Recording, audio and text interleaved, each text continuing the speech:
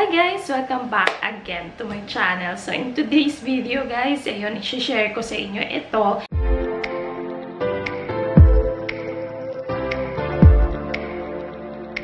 Kasi dun sa past video ko about Santon Plus, may mga nagtatanong kung anong kaibahan ng Santon Plus dun sa Santon Plus Gold. Kasi dalawang klase ang meron siya. Ngayon, i-share ko sa inyo kasi actually nakainom na ako ng Santon Plus Gold. Nakadalawang banig na ako. At ito yung pangalawang banig. Ayan. Meron na lang akong 4 na piraso. At meron na lang din akong isang piraso ng Santon Plus lang.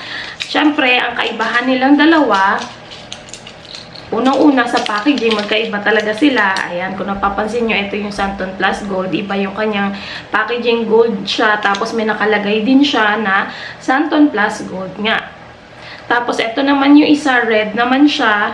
Ayan, kasi minsan bumili ako sa butikan, may nagkamali din ng bigay sa akin. Ang naibigay niya sa akin is gold.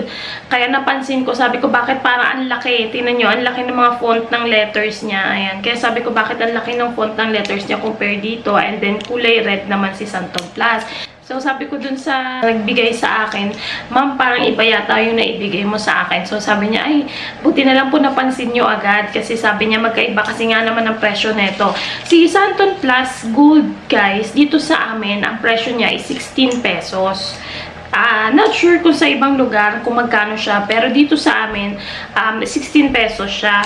And then, ito si Santon Plus lang, 14 pesos siya. May nabasa kasi akong comment din doon na parang 15 pesos yata sa kanila. Or magkaiba ang presyo. Hindi ko sure ha. Kasi dito sa amin, sa may butika dito sa amin, baka mura lang talaga yung benta nila. Next na kaibahan naman nila is yung kanilang ingredients. Kung mapapansin nyo dito guys, sa packaging pa lang ni Santon Plus Gold, ganyan dito yung mga herbal ingredients niya. Andito. So, pwede ko siyang basahin sa inyo dahil na maliliit siya. Nakalagay dito is mangosteen 350 mg. Meron din siya ampalaya na 50 mg. Meron din siyang malunggay 50 mg. Garlic 50 mg. And spirulina 50 mg. So, ito naman si Santon Plus lang ay nakalagay sa kanya mangosteen and malunggay capsule. Wala naman siya nakalagay kung ilang milligram siya. Yun lang yung nakalagay sa kanya, mangosteen and malunggay capsule. Which is kay Santon Plus Gold, nakalagay talaga sa kanya kung ilang mga milligrams yung herbal na nasa capsule nila. Ang kaibahan guys, mas maraming laman na mga ingredients or mga herbal na ma-intake nyo dito kay Santon Plus Gold compare dito kay Santon Plus lamang. Pero, as experience, sa aking experience guys, magkaiba tayo ng experience ha, kasi magkakaiba tayo ng katawan. Kaibahan ko dito kay Santon Plus Gold, iba yung energy na nabibigay niya sa katawan ko mula umaga hanggang gabi. Iba yung iba yung lakas, iba yung nararamdaman kong energy sa aking katawan. Tapos dito naman kay Santon Plus guys, eto naman, grabe, ang sarap ng tulog ko dito. Which is, yun pa rin yung kiniklaim ko sa inyo. Simula nung una, na nireview ko to sa inyo, yun pa rin siya. Ang sarap ng tulog ko dito. Wherein, kay Santon Plus Gold, guys, hindi ako masyadong nakakatulog sa kanya. Kasi, yung utak ko at yung katawan ko, active pa rin siya. Meaning, magkaiba sila para sa akin, magkaiba sila ng effect sa akin. So, ito si Santon Plus Gold, pwede mo siyang inumin kung gusto mo na energetic ka na, kung marami kang gagawin for the whole day, at gusto mo ng kumbaga sobrang busy mo at gusto mo talagang as in active ka for the whole day, energized ka for the whole day, eto, inumin mo si Santon Plus Gold. And then, sa gabi, kung gusto mo naman na masarap na tulog or mahimbing ang tulog mo, or tawag dito, gusto mo ma-relax talaga yung utak, yung katawan, yung kaluluwa pagdating sa gabi, eto, recommended ko sa inyo si Santon Plus. Santon Plus lang. Ayan. Pwede rin naman kasi itong inumin sila guys ng sabay. I mean, ito si Santon Plus, inumin mo siya sa umaga, before or after meal. Ito kasi pwede mo siyang inumin 3 times a day, 2 to 3 times a day before and after meal. Ito naman, same din naman sila, 2 to 3 times a day, before and after meal. Pero ako kasi, ang ginagawa ko, si Santon Plus Gold, sa umaga ko siya iniinom, after meal na. Kasi, mahirap na dahil nga meron akong acid, diba? May acidity tayo, so mahirap na baka sigmurain ako, ayoko ng ganun. So, every intake ko ng mga vitamins or supplements ko, guys, is after meal talaga ako. And then, si Santon Plus, iniinom ko siya paggabi para masarap yung tulog ko. Kasi talagang magkaiba sila ng effect sa katawan ko. Kaya ganun. Kaya hindi ko sila pwedeng i-take ng sabay-sabay. Binibigyan ko na lang sila ng oras. So lumalabas na 2 times a day ko siya iniinom. Sa umaga and then sa gabi. Hindi ko na i-discuss sa inyo, guys, kung ano yung mga health benefits niya. Pero alam nyo naman pagka mga natural ingredients or mga herbal, alam nyo naman na maganda rin talaga siya sa katawan.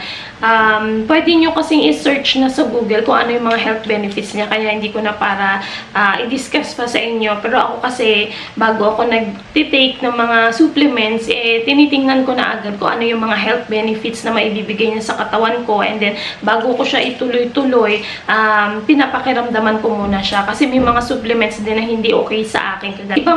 May mga ibang supplements na hindi rin siya hiyang sa akin dahil nga anemic ako. Tapos, meron din akong insomnia, yung mga ganon. So, pakiramdaman nyo rin sa mga katawan nyo, guys. At isa pa, guys, paalala lang, itong mga to is supplements lang siya. Hindi siya gamot or hindi siya nakakagamot ng kahit ano. Pero ito ay tumutulong sa katawan natin para magkaroon tayo ng mga vitamins or para ma-prevent kung ano man yung mga sakit na dadapo sa atin. O, diba? Ito yun, mga to. Tumutulong lang sila sa katawan natin para makontrol or magkaroon tayo ng shield sa katawan natin bago pa tayo dapuan ng sakit. Maganda siya. Para sa akin, guys, maganda siya sa aking katawan kasi talagang na-experience ko. Ilang na rin ako umiinom neto. Ilang buwan na rin ako umiinom neto. Pero si Santon Plus Gold, dalawang ganito pa lang yung naiinom ko kasi nga tinry ko lang siya, gawa ng merong nag-comment nga dun sa comment section ko na mas marami daw itong mga ingredients or mga natural ingredients na herbal, mas marami daw siya compare dito, which is true naman. Ito, maganda rin to lalo na sa mga high blood kasi 'di ba may nabasa ako dito, may garlic siya na 50 mg. So 'di ba yung garlic, alam niyo na gamot sa mga high blood. So nabasa ko rin naman din sa internet na ano siya, nakakaganda rin talaga siya ng blood flow sa katawan natin. Pero yun, try nyo, guys, try nyo. Kasi ito naman ay mga supplements naman siya. Food supplements siya. So, ayun lamang, guys. Thank you so much for watching. In-update ko lang kayo about dito sa product na to. Kasi nga medyo matagal din ako bago nag-update, diba, ng product na to. So, ayun lamang, guys. Thank you so much for watching. Kung may mga questions kayo or may mga gusto kayong ipagawa or something, comment down below lang. Nababasa ko po lahat ng mga comment ninyo. At isa pa nga pala, ito mabibili to sa kahit saang butika. Meron din nga to sa sa Shopee, sa TikTok, sa kahit saang online shop, pwede rin nyo siya mabili. Box per box siya. Hindi ko lang alam kung magkano ha, kasi ako bumibili ako per ganito. Per isang ganito, isang banig ba tawag nila dito. Pero 14 pesos isa nito. Pero sa isang banig meron 10 pieces na siya. So bali 140. Tapos dito naman 160 kasi 10 pieces din siya. Ayan.